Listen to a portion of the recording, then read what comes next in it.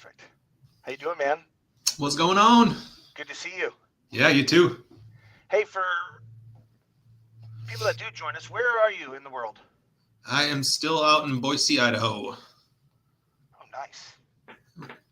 Hands down, one of my favorite markets to visit from a geographic. It's like a hidden gem.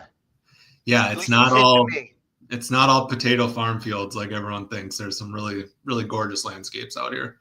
Pretty, pretty wild. I remember you telling me about it the first time. It's what is it? It's high desert. Is that what it's or what's the? Yeah, yep, high desert, so we'll be above 100 during the summers and hot, and then we'll get snow up in the mountains and be skiing here in a couple weeks. By the way, that's your jam, isn't it? Oh Snowboarding, skiing. Yeah. yeah, I've been doing it for over 20 years now. Getting old. Jeez, the body could catch up, or at least it would for me. Hey, Shaun, I'm pumped, man. And I know people will either watch it live as they get on here. Hopefully, it takes a little bit for people to recognize it, or different YouTube, Facebook, all that stuff to tell people we're live. But anyway, so hopefully, if not, they're gonna watch it in rewind. But for the folks that don't know you, um, again, they're going, who in the heck is this guy? I just want to give you the floor to kind of give as much as you want. Your background, obviously related to why we're on here today, and your tie to the industry would probably help. So Sure. I'll turn it over to you and let you rip on it for a little bit.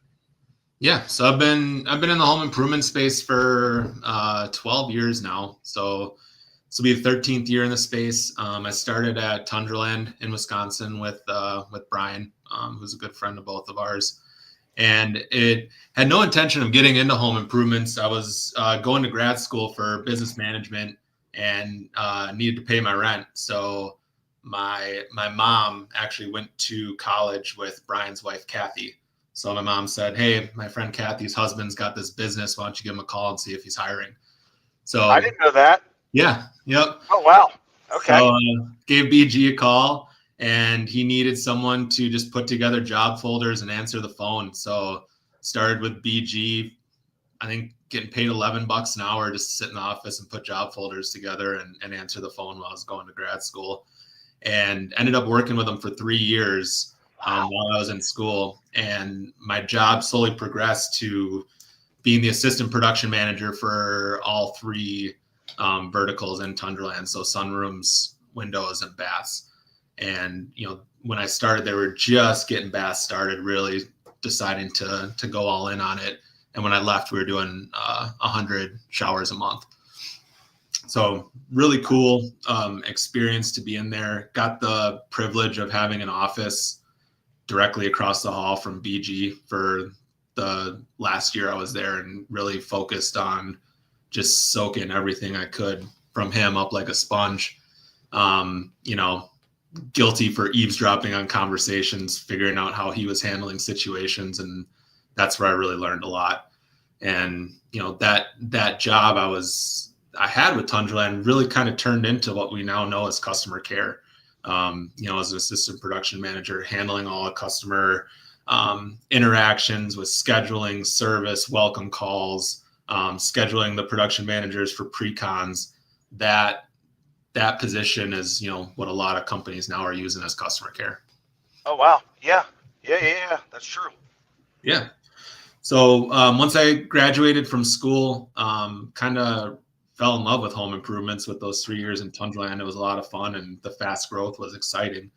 And I had an opportunity where my father-in-law was planning on retiring from his business he owned up in northern Wisconsin, which is a custom building company. So my wife and I moved up there and ended up taking over that company so he could retire. And that was my first intro to business ownership. So ran a custom building company up in northern Wisconsin in a town of 700 people. So no subcontractors. We did everything. The only thing we did sub out was plumbing and electrical. And really, we only subbed that out if there was a permit involved. Wild West up in northern Wisconsin.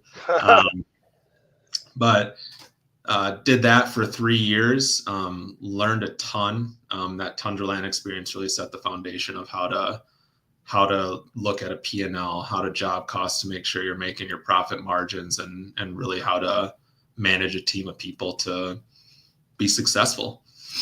Hold on, wait. You learned how to manage a P&L? Just kidding. Sorry. Little inside joke, little fun, little memories. Yeah. P&L doesn't matter as long as you're hitting your revenue target, right? Right? Yeah. Was that? But no, seriously, that was full construction, or that was home building, right? Not just. Yeah, so we did everything. We poured a lot of concrete. I did a lot of concrete flat work. We built custom homes, and then your normal remodeling, roofing, siding, windows, additions. We really did everything. So it was really good. And then where did that lead you? Well, I gotta tell a funny story about that quick. First job I ever bid on with my new business was a 6,000 square foot kids camp lodge. So to go from no experience as a business owner to all of a sudden doing a high 6-figure bid for your first job ever, I looked over at my foreman and I was like, either this is going to set us up for success or this is going to be a short-lived experience because this doesn't go well. We're screwed. Oh my! You didn't have you didn't like work under your father-in-law for a little bit and like transition or there no? was no transition, but he still lived in the area, so he was available whenever I was like, hey, I'm having trouble figuring out this bid. Can you look at it with me? And he was very helpful in the beginning stages to help me out with that. Okay, so not as okay, yeah. And your foreman, luckily, hopefully, I assume he knew what he was doing. Yeah. He had been working for my father-in-law for quite some time, and he was foreman and my business partner because we wanted to make sure that we were set up for success. So we brought him in, and he was part owner of the business as well. Got it. Okay. Yeah. And then COVID hit. We decided to sell off our business out there, and my wife always had a dream of moving out west. So sold our house in Wisconsin and headed to Boise, and took a job when I first got out there with Toll Brothers as a superintendent for them, building houses. And then started chatting with BG again, and he said, hey, we're doing this thing with Jacuzzi. Would you want to open up a branch in Boise with us? And that's how we got started with him and Chris Hermes, and getting the Jacuzzi bathroom model train rolling. And that's when you met your best friend. Yeah. Yep. Joe Downey. Yeah. Yeah. So we opened the Jacuzzi bathroom model Boise branches. Their third location. So Phoenix had already been going because obviously that's what they started with Chris. And then Andy Walland had the Portland branch running up there. Opened Boise, and then Atlanta and Tucson and St. Louis and Seattle. And that was a 3-year whirlwind of just fast growth. I mean, I think 12 million to 100 in 3 years in bath remodeling. Yeah. And it was crazy, but fun. It was a lot of fun in the beginning for sure. It got a little less fun towards the end, but it was a lot of fun in the beginning. Now, your focus there was, well, you were a general manager, right, for how it was originally structured? Yeah, so first 2 years was general manager of Boise, and then got brought on to the team that helped open all the new branches as well once we got Boise and Atlanta open, and then eventually rolled into getting promoted to national production manager, where I was in charge of everything post-sale for all 7 locations, customer care, install, service, and warranty. Put up with all of our headaches. Yeah, we got to talk a lot. For sure. And then how long, I don't even remember, well, my days and times are gone. How long, when did you leave Jacuzzi? Be 2 years ago now. Okay. Yep. So left Jacuzzi, got involved with some investors in Wisconsin to start a concrete coatings business as part owner and general manager. And we had a location in Boise, location in Wisconsin. Things didn't go according to plan. So they ended up dropping the Boise location, and I ended up just buying it from them, and now branch out on my own and running that on my own. I didn't know that. Yeah. I didn't know that's how, I didn't know that. I thought you just started it completely. I didn't know you bought out. That's awesome. Okay. Yeah. I mean, really at the end of the day, just bought out the equipment so we could get rolling, kept the same guys that were on my team already. So it was a pretty easy transition. That concrete, his coatings it seems, has really kind of grown some wings over the past couple of years. and not that it hasn't been around for a long time, but I think there's been some improvements to the product and the process that has really seen it take off as a either people starting and launching companies just doing that like yourself, or it's being added on as a product line in other environments. It's do you like it? It's a messy business, no pun intended. But it's tricky because of the margins. I mean, in baths we're doing $13,000 shower in a day. In coatings we're doing a $4,000 garage in a day. So there's a lot less wiggle room in the margins, a lot less money for marketing. So it's really about being on top of every part of the P&L to make sure that at the end of the month you're making money and not just working for free. Is it rare to just be concrete coatings, or is that? I think for small companies you can do it. Like right now it's me and my two installers. We're a 3-person company. We'll do 600,000 a year in coatings. A lot of people that have tried to go big with it and only done coatings have ended up failing, because there's just not enough room in the margins to have sales managers and production managers, and you get bogged down at that middle manager level. That's so crucial when you're trying to grow a company. Yeah. Out of all that experience you just kind of covered there, high level, what was your favorite time? Is it now? Maybe it's now, by the way. I don't know. I'm just saying, like, what do you go, man? That was where I was at my best, you thought. At my best.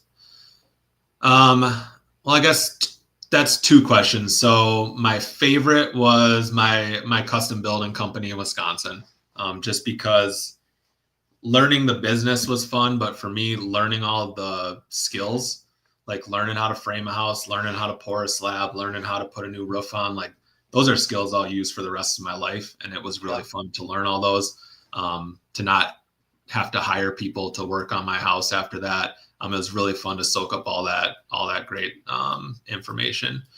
Where I was at my best, I think, was when I first got promoted at Jacuzzi. Having that team and being able to make an impact on the people that worked for me, going through the one-on-ones, building the new teams, hiring the new locations out, just being able to bring that excitement and fire up the team. I freaking love that, man. It's so fun. Yeah. And I remember you and I had many different time zones, so I'll say late night conversations, maybe not for either, but there was challenges, man. It was tough. It was tough to do. We were fighting a tough culture, and it's a different culture. To me is a completely. I mean, it's obviously you have the culture of the whole company, but then you had your. I mean, install teams are tough, man. It's a different dynamic for sure.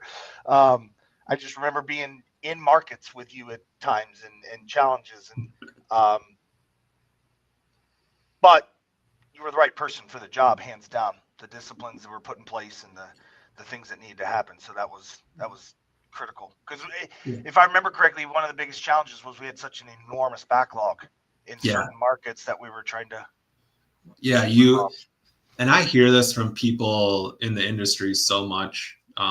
You get in this cycle of chaos where your backlog or your revenue targets starts to rule your entire company. And when you get stuck in that cycle of chaos, it's like, I can't fire this person that I know I need to fire because I need him in his truck in the morning. I can't train this person properly so that they don't have a high service rate because I need them in their truck in the morning. And you get stuck just chasing that revenue target, and you can't put in the disciplines and the measures that you need for your team to be successful long term. And it sucks because we both been there, so we know what it's like. And it sucks to see other people stuck in that cycle because it weighs on you. You don't sleep. Your spouse thinks you're a crabby asshole every time you come home. It's a tough cycle to get stuck in. And if you can't buy yourself some time to make those improvements, you'll never get out of it. That's what it's funny. Everybody obviously, and maybe some people, I get it, probably get tired of, Brian Gottlieb. But it's like, hey man, he was able to do it. right? He was able to, and I'm sure challenges here. I'm talking about Tundraland is what I mean. Like to do it at that size. One of the things I always remember when I first visited there too, which you were a part of, obviously, was hold on, you guys are pulling permits on every job. He's like, yeah, and everybody in that industry is like, really, and still doing it and doing it at a high level. And obviously you were a part of it, so you probably can tell the difference between what it was like then. Obviously, you were in a different role, like you said, you were coming up in the business at the time, but and then you fast forward to what we were dealing with there. Anything that you remember to be the difference? I think the ability to develop that middle manager level that we talked about. I mean, if you go back to when I was at Tundraland, it's funny that you mentioned permits because I can remember most of the municipalities didn't even have an online permit program yet. I was driving around giving them the hard copies that I printed off in the office. Yeah. But you look back at when I was at Tundraland, so our middle manager level, you have Chris Hermes, who is now CEO of USA Showers. Yep. You have Angie Buchinger, who now owns Angie's Floors in Wisconsin. Brad Roosevelt, who just went off on his own and started Trident Baths in Minneapolis. Cody Zay, who now has Ocala Baths in Florida. Like all these big hitters who like fully latched on to what Brian was teaching and now are successful business owners in their own right because they followed the steps that he taught about building bench strength, loving your people, creating that culture that drives success. And now they're all implementing in their own ways and then are successful business owners. That's what you meet people who will say, "Hey, is all that real?" And I go, "Yeah," because you look at the coaching tree. If you call, I call it that, a coaching tree. But you look at his tree of people that have gone off to start there and be successful, and it wasn't probably in most cases wasn't doing a lot different from what they learned there. Yeah, which is freaking awesome. The main thing with Tundraland is the culture wasn't fake. Yeah, it wasn't one of those posters on the wall with like the core values of integrity and whatever other corporate people put up on the wall. It was real, and everyone wanted the company to succeed, so they fought for it. Yeah, it's wild.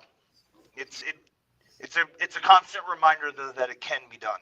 Yeah, and done at, like you said, 100 baths a day.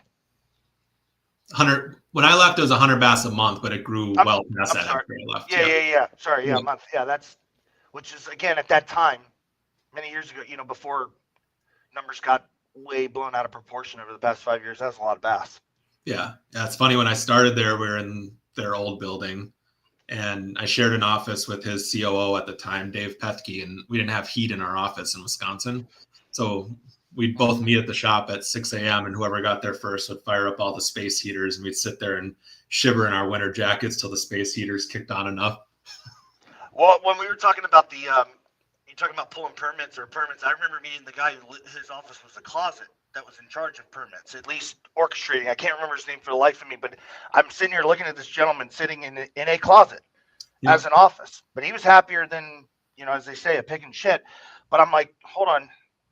And he's just going to town, had everything figured out, knew where everything. It was mind blowing. But yeah, I'm like, this guy's in a closet. That was my old office. That was it. Yeah, the closet was my office. Yeah. Hey, got to do what you got to do. But that goes to the culture, right? Yeah. Like I don't give a shit that I'm in a closet. Literally, by the way, there'll be people who go, really, closet? No, it's a closet. At least the one I saw. I was like, holy moly. I was 24. I was making good money and I was learning a ton. I didn't care if I was sitting in a closet. Yeah. So now I do want to jump ahead because one of the things that I think is awesome is obviously with you being in business completely for yourself, up until that point, a majority of your experience was on the, within this business was on the more of the production side of everything. Yeah. And now you're out there banging out appointments and deals left and right. Yeah, I am officially carrying the bag. That's awesome, though. Yeah. It's my first year doing full-on sales, and it's been going really well, man. It's a different product than bass. I get yelled at it from our manufacturer about my sales process, but if I sell a job, I'm in and out in 25 minutes with a contract and a deposit. and it's Good to get simple. down. Yeah, we don't confuse the customer. We have our 4 or 5 talking points about what differentiates our product. We do no price drops. It's like I texted you before. The attitude is, we love your business, but we don't need it. Here's the price. If you'd like, we can get you on the install schedule. That's awesome. Yeah. The and again, for anybody that does listen, it's not you're successful with it, because I know I get text messages from you every blue moon, which I love, because again, just one, to have a text message from you talking about selling is always a plus, and then two, it's that you're successful with it. Yeah, we're gonna finish. I mean, we still got some time here in December, but we've slowed down because it's coatings does have some seasonality. But up to date right now, we'll be at a 52% net close rate for the year, Freaking awesome. which has kept us under a 10% cost of marketing for the year as well. Wow. So what do you obviously, I know you as much as, and as successful as you are with selling, that's not going to become your future. I know it's not something you strive to be. Your strengths and your kind of passions within the business are probably tailored. If I don't want to misspeak, but more to a kind of a COO role, Yeah, like yeah, I would the say that. operations side of the whole business. Yeah, I like big pictures, and I love diving into P&Ls and finding that where's that 2 or 3% that we can carve out, and not carve out in a way of like making our employees' lives miserable by cutting spending and carving it out that way, but where's the lack of efficiency that's making money run out the door, and how can we fix it so that we can become more profitable? So with the seasonality, is that allowing you to pursue some of those, still kind of light that fire by helping other businesses with some of their challenges around that, or have you dove into that much? I know we've talked a little bit about it, but Yeah, um, so you I'm know, working on 2 side projects right now.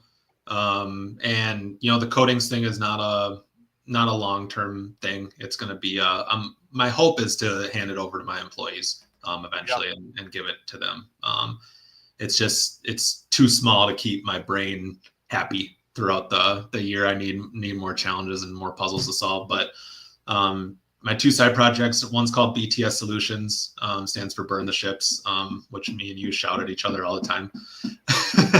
But that's going to be, opening myself up to fractional COO opportunities, doing operational analysis for companies to do what we talked about finding that 2 and 3%, and helping companies set up a framework where their employees enjoy coming to work every day and have that drive like we had at Tundraland to want the company to succeed. Because I think if you talk to a lot of employees nowadays for some of these companies, they don't really care if the company succeeds or not. They're just going in there for a paycheck and clocking out at the end of the day. yeah. And then long term is, I'd really like to get an incubator started for small businesses to help them get a jump on success right from the start. I think this industry is in the middle of a little bit of a revolution where we had the rise of PE coming in and creating these big conglomerates. But I think the consumer has an appetite for the small mom and pop shops again, especially if they can be run with some of the same dynamics that we've learned make the big companies successful. Because that was always the problem with small businesses before, is lack of communication. You got a roofing company where the guy's great at doing roofs, but he has no idea how to run a business, right? Yeah. But if we can take some of these really talented people that are miserable working for other companies and give them the tools to start their own business where they're successful in business, and they can hire a great roofer, they can hire a great cider, they can hire a great concrete coatings installer. You can have a really nice life running a small business and still have time to be with your family and make the money you want. Yeah. It's obviously with that most recent um, roll up shutting down Renovo and everything, and I posted about it in the group. Talked to a gentleman who was been in selling in the home his entire career, and unfortunately was on one of those teams, and that you know shows up and no longer has a job. And like he said, he goes, "It's time to bet on myself. I'm going to do it." And he's Yeah. off and running, starting his own thing, and you think you're with with a company, and you have some kind of what do you want to call it? I don't want to say safety net, but there's this, it's a safer, less riskier move. And like he said, he goes, I realized, what do you, I got dropped as quick as anything, and here, from a pretty large, well-to-do, company in a sense. So it's more riskier to take that move again than it is to try my own thing, at least at this stage. And Yeah. and there's no reason he won't be successful. And even if he's not, what's the worst case? You go back to doing the same thing you were doing. Might as well try. Because it's not easy. There's, when I was starting, I didn't sleep good, trying to figure out cash flow, trying to make sure because I had to buy a lot of the equipment with cash instead of loans. So it was a little bit of a cash flow roulette some weeks of, all right, this credit card's going to sit so I can make payroll. And this week I'm going to pay that credit card off, but I'm going to have to cut back on marketing. And then we dug ourselves out of that hole. And now it's a lot less stressful, but it's just all over the place. Some weeks I work 60 hours because the guys need help in the field. And some weeks I take Friday off and go golfing. It's give and take. Yeah, no, that's good. And then to kind of highlight what you're talking about with, by the way, I love BTS. I didn't realize that. Maybe I did, but I wasn't thinking about that. But that concept would then in turn help somebody like this guy, again, who is starting out, maybe not yet, but that is a long ways away from being able to hire, say, a COO. That's where this role comes in, or this idea around fractional leadership. Yeah, because you grow an in-home sales business. Eventually, you're going to need a production manager. And your production manager runs the day-to-day. They're the famous in the business versus on the business. They're in the business, running your crews every day, making sure the customer is getting taken care of. But what you need in order to scale is someone that's going to work on big picture stuff, work on, what do our comp plans look like? What does our P&L look like? How do we go into a new market? Big questions like that. And you don't need to pay someone to be on your staff full time to do that kind of stuff. I mean, when we were at Jacuzzi, I had 150 employees under me, 7 locations. We're doing $2 million in baths a week. And all I did was sit in pointless meetings all day for most of the day. And then don't let out my secret. I do, my 20 hours, 15 hours, 20 hours of in-depth work to help improve the company and help coach my people. And then the rest of the time you're in meetings. And a lot of those meetings, we didn't get anything accomplished. And if we would have just hired someone fractionally for half the price, probably would have got the same outcomes. Yeah. No, that's, I think there's a lot of truth to that for sure. There's almost like hiring people to watch people at some stages. Yeah. And even when we were traveling, that was the frustrating part, is you're away from your family, going to a new location, and then you're locking yourself in the conference room of that location because you have 15 meetings that day. Good. Yeah. Fly across, for me, it was always fly across the country to say Portland, and unfortunately not, get right back on a Zoom call.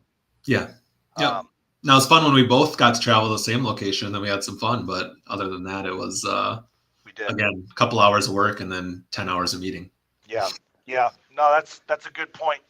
I want to bounce back to the coatings or the business itself. What's the hardest part of it all for you? Because I think it's important, because it's not easy for someone starting out. That's what I think. I love talking with Hermes about it, because he's always, just like yourself, you're authentic, right? You're not, oh, everything's great. And you're like, the house is on fire behind you, bro. It can't be that great, or whatever, right? So you're very. What are some of the bigger challenges that you faced with, especially with launching and starting, and where the business is now? Yeah, biggest challenge is marketing. It's always been marketing, and it's not especially tough, but it's its own form of toughness with a small company, because the good marketing companies want nothing to do with my tiny marketing budget. So you're kind of weeding through a lot of the bottom of the barrel, trying to find somebody to run your Meta digital ads so that you can get some leads coming in. And there's a lot of people out there who promise you the world and never deliver you anything. So weeding through, took a couple duds to finally find a good company that runs our Meta ads for us. Went into Google ads for a while. Again, too small of a budget, wasn't competing with some of the bigger players in the market. So got nothing from spending thousands of dollars a month on Google. So had to cut that off. And at the end of the day, we found a good mix of, Meta, direct mail, and then just pushing the face-to-face hard. If you're a small business and you're not doing face-to-face, it's the best way to get consistent business coming in at a really fair price compared to some of the other options on the market. Get out there, get to the home shows, get to the local Easter egg hunts, get to RV shows, boat shows, golf shows. It's not just the home improvement shows you need to be at. And honestly, I do better at the ones that aren't home improvement shows because I'm the only one there. Yeah. That's another one. Like occasionally you've sent some of those texts. Hey, just set X amount. It's got to feel good, man. Right? You're doing it for yourself. Yeah, it's not big like we maybe used to, but I something I just really appreciate about you every time we are texting about it is you do a great job of being where your feet are. Right? This is where I'm at. Wish maybe it was different with X, Y, or Z, but this is where I'm at, and we're doing we're doing a great job with what we're doing, and it's got to be rewarding. I know it's tough, but it's got to be rewarding as heck. Yeah, and it's fun to continue to have, even though it's a small team, just continuing to help my guys grow. We do our weekly meetings where we have our quote of the week and we talk about where they want to be in 5 years, and they both have dreams of owning their own business. It's like, all right, we're doing the day-to-day on the coding side, but also like let's do small lessons every morning on business so that you guys are set up to win when you guys are ready. So that part's always been the most rewarding for me, is working with people and helping them get to where they want to go. But in the beginning of this business, I found out we were parting ways with the investment group on a Wednesday, and we opened doors of White Cloud Concrete Coatings on the following Monday. So we had 4 days to file LLC paperwork, find insurance, get all the employees onboarded, design a website. My wife designed our logo on Photoshop, figure out marketing in 4 days. And like some God was shining on me because I got a notification on Facebook that there was a golf show the following week. And I called the organizer, and they had someone drop out at the last minute, and I got a booth there, and we set 19 appointments and sold $60,000 off that golf show on a $500 booth. And I was about to say, what did the booth cost? Probably next to nothing. That's awesome. $500, and those deposits from that $60,000 cash rolled us for our first month and kept us going. That's freaking awesome, man. Yeah, it was a grind, but that's what's fun, is just digging in and getting it done and seeing success on the other side. The back to the meetings that you're hosting. I mean, that to me is impressive too, because it's challenge. I find it personally sometimes it's a challenge when again, say coming from the world we at one point have been in, where it was big, right, and you're leading big teams, and that that you feed off that energy just of the size versus now, but to have that discipline to still do it, not just the discipline but the care to do that for those guys, that's freaking awesome. Yeah, this adventure has really gotten me back to the foundations of the business, because you lose it in the bigger companies. You lose the foundation. And I think the easiest foundational block to lose that I've been really focused on is the customer. Like, does the customer even matter anymore in a lot of these companies? Because your customer doesn't care if you're hitting your revenue target. Customer doesn't care about your KPIs. At the end of the day, customer is giving you a ton of their money, and they just want a well-done roof or a beautiful shower or showroom finished garage floor, because that's what you're promising them. Yeah. We could do a tell-all about some of the wild things we experienced at some of those older outfits, on just living proof sitting there going, customer doesn't matter. Yeah. Right. I'll just get it in, just get it done, or just send them a handheld. That was my favorite one. But anyway, I digress. Right? Yeah, no, that's freaking awesome. And I'm assuming you leverage that in the home. Yeah. Yep. We just got our 50th 5-star Google review, which is awesome. That's awesome. Same practice we learned before, teaching our installers, like it's not something you should be scared about to ask for a Google review at the end of the day. You worked your butt off all day. You did exactly what we promised. You were courteous to the customer. You were friendly. You explained everything. Like, you earned that 5-star Google review. Go ask for it. And if you get it, I'm going to give you a bonus for everyone you get. And that's been great for us. They just keep rolling in. Sorry, I lost my train of thought from the Google reviews.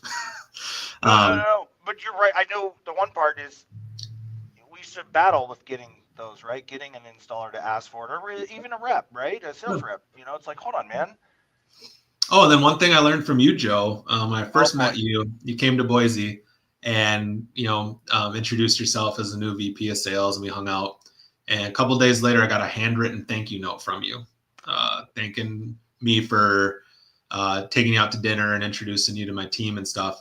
And now I write a handwritten thank you note to every customer the day after we install and mail it out to them, thanking them for their business, thanking them for trusting us to do their project, and just letting them know that it means a lot to us that they picked us, and that we're able to take care of our families because they spent their money with us. Yeah, that I forgot. Yeah, no, I would like to say that was like my father taught me that, but somebody did, and it's obviously that concept's been around for a while, but I think it carries even more value today in the world we live in, where everything's just automated, a text, a this. We just talked about sitting on Zooms for 10 hours a day. You do that, it people go, whoa, that's not, you know what I mean? So yeah, that's I think that's awesome though on the customer side. I don't know why we get away from some of the things that work like that, not work, but that are effective in that sense. Regardless of size. But that's great that you're doing that. That's makes complete sense. Yeah, we Especially want with letting them know. I mean, you really kind of reminds me of the gratitude plus button up that BG's talked about, like how important your business is to me, the community, and the people that, the X amount of employees that it supports and their families. Yeah. Yep.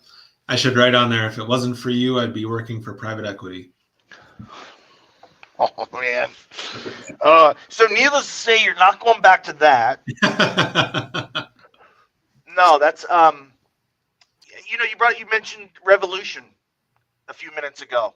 Yeah. And I think you're one of our good friends. I won't say his name about this, but talked about it, because forever I'll use him as an example because he admitted to it. Finally, he was like, I was like, hey, what are you going to do with the business?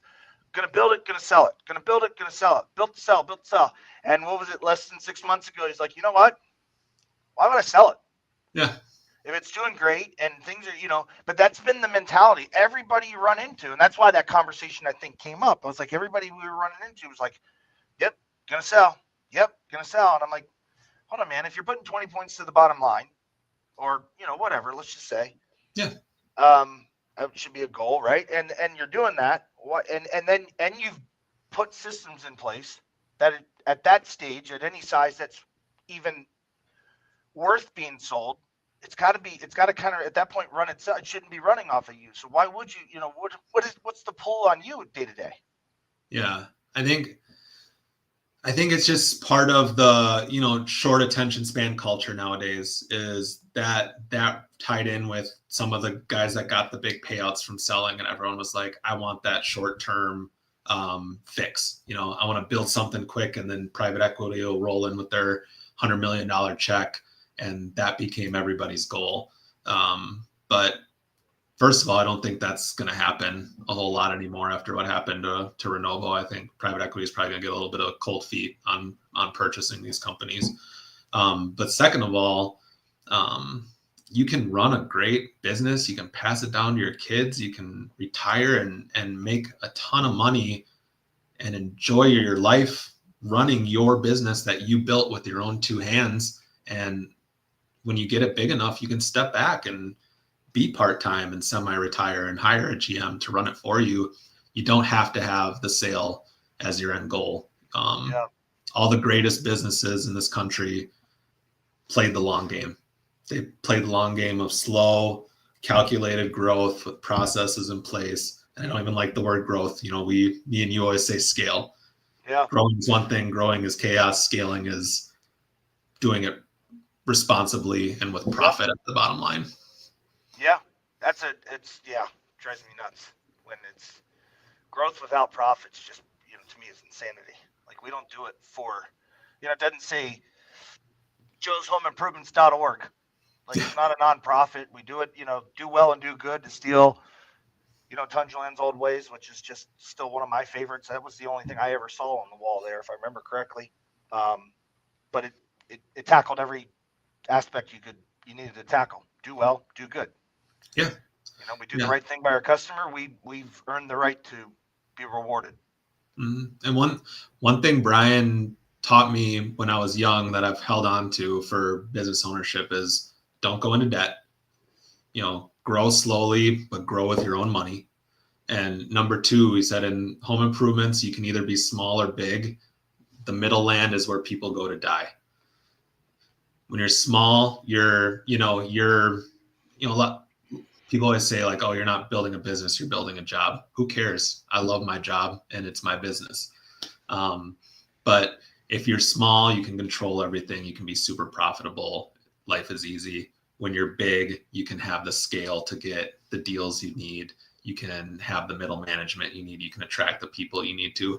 But when you're in the middle and you have all these middle managers that are, like we talked about, maybe could do their job in 20 hours a week, but you're paying them for 50, that's where money just starts to get burned and walk out the door.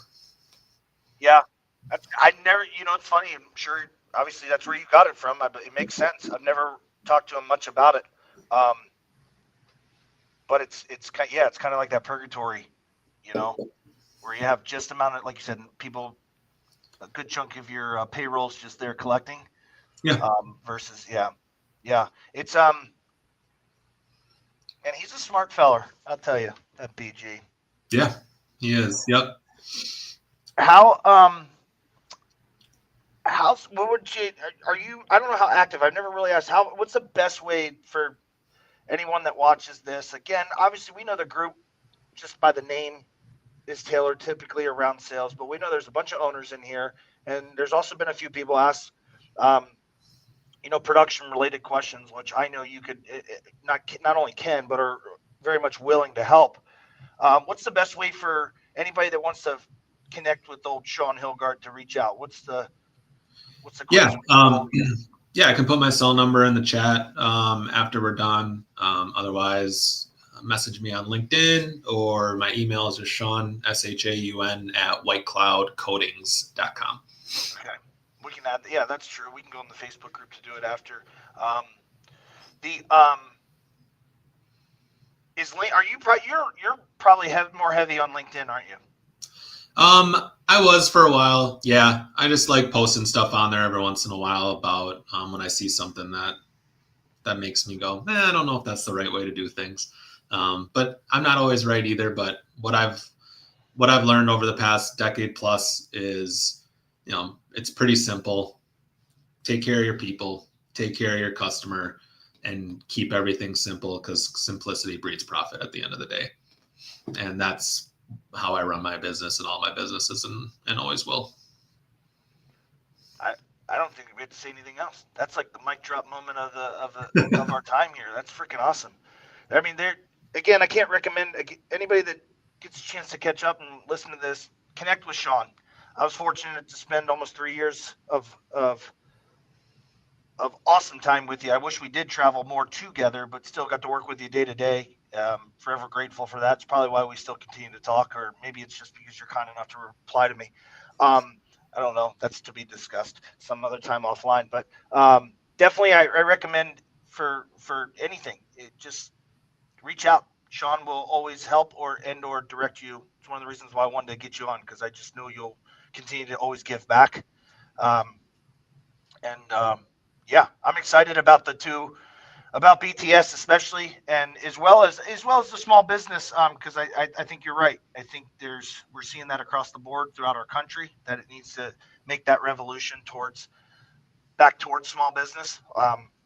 And family owned, at least. Yeah, Let's just say that doesn't even have to be small; they can get big quick. Um, so we've seen that. So, but it's Shaun, man, thanks for your time. yeah, always a I pleasure, Joe. I've learned I a ton from appreciate it. you, man. Always appreciate your friendship and your mentorship, man. Thanks, brother. And folks, hey, if you can leave a comment, reach out to Shaun if you get a chance to watch it, so more people can find it. Keep referring folks to the group.